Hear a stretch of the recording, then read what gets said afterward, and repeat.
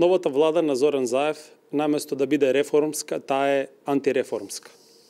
Зоран Заев ветуваше фокус на економија, а во реалноста бега одговорност со тројца министри без ресор задолжени за привлекување странски инвестиции и ниту еден, повторувам, ниту еден не е од СДС, ниту пак има некакво меѓународно искуство.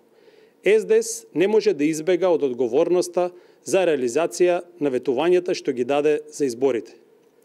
Привлекувањето на странски инвестиции се исклучително важен сегмент во развојот на економијата, која не смее да биде занемарен. СДС се откажа од овие суштински и одговорни позиции, но тоа што уште повеќе загрижува е кадровскиот потенцијал на тимот што ќе работи на привлекување на странски инвестиции. Почитувани, секој потенцијален инвеститор пред да одговори позитивно на поканата за состанок, првин ќе се обиде да ја провери биографијата на промоторот или лицето со кое треба да се сретне. Тука ќе биде веројатно првиот шок која ќе се впише името на министерот без ресор Рамис Мерко или Аднан Кјахил. Имено министерот за странски инвестиции Рамис Мерко е еден од министрите за кој има богато CV, но не на професионален план, туку за прекршување на законот. Медиумите пишуваа дека неговите проблеми со законот започнале уште во 1998 година, кога е обвинет за фалсификување патна исправа. Додека пак во периодот од 2006 до 2015 година има заработено дури 10 кривични пријави, и тоа сите за злоупотреба на службена положба и овластување. Ваква биографија е подценување на компаниите и нивните бордови, кои да ги убедува да инвестираат во Република Македонија. Доколку тие пребарат податоци за него на Google, меѓу првите наслови излегуваат вестите во кој новиот министер за странски инвестиции обвинет за злоупотреба на 70.000 евра општински пари, и тоа обвинение од страна на неговиот коалиционен партнер Зијадин Села. Владата на Зоран Заев, наместо да изобилува со подготвени и квалитетни кадри, таа изобилува со министри полни со кривични пријави без никакво респектабилно искуство.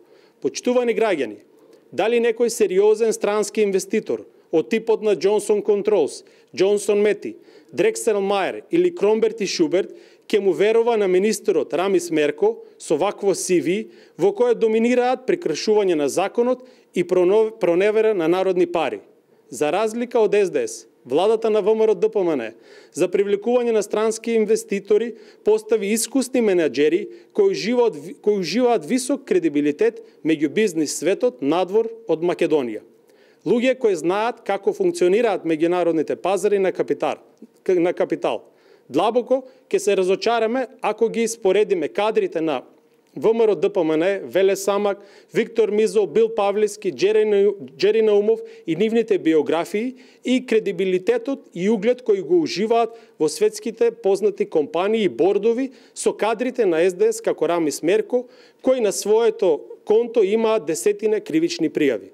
Економскиот тим за привлекување на странски инвестиции на ВМРО-ДПМН, предводен од овие луѓе, изминатите години донесе десетина мега компании кои отворија над 30.000 директни работни места.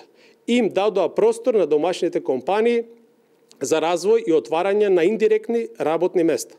Почитувани, граѓаните не ги интересираат коалицијските математики на Заев. Граѓаните не ги интересира колку места и кои места Заев морал да ги отстапи за да ги задоволи апетитите на коалицијските партнери. Граѓаните сакат да видат резултати во делот на економскиот напредок на нашата држава. Владата на Заев им вети на граѓаните отварање на 64.000 нови работни места во приватниот сектор, просечна плата од 30.000 денари и минимална плата од 16.000 денари, а докторите ја очекуваат ветената плата од 100.000 денари. Граѓаните ги очекуваат инвестициите во нови 500 километри автопат и ветената повисока стапка на раст на економијата од најмалку 5% годишно. Благодарам.